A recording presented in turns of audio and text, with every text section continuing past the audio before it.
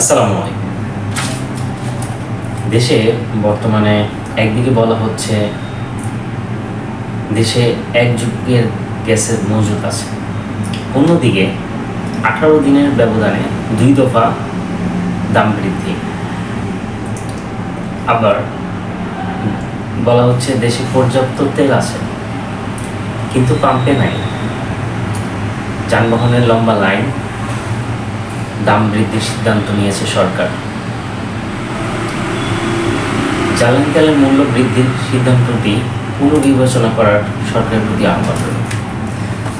কারণ জ্বালানি তেল এবং গ্যাসের দাম যদি বৃদ্ধি হতে থাকে তাহলে কিন্তু যানবাহনের খরচ বৃদ্ধি হবে এবং এটার পাশাপাশি আপনার যে যানবাহনের যে পণ্য আমদানি রপ্তানি হয়, যে বিশেষ করে নিত্য প্রয়োজনীয় যে জিনিসগুলো, এগুলোর দামও কিন্তু বৃদ্ধি হয়ে যাবে। এতে করে সাধারণ মানুষ কিন্তু বিশাল একটা সমস্যার মধ্যে পড়ে যাবে এবং জনদুর্ভোগ শুরু হবে।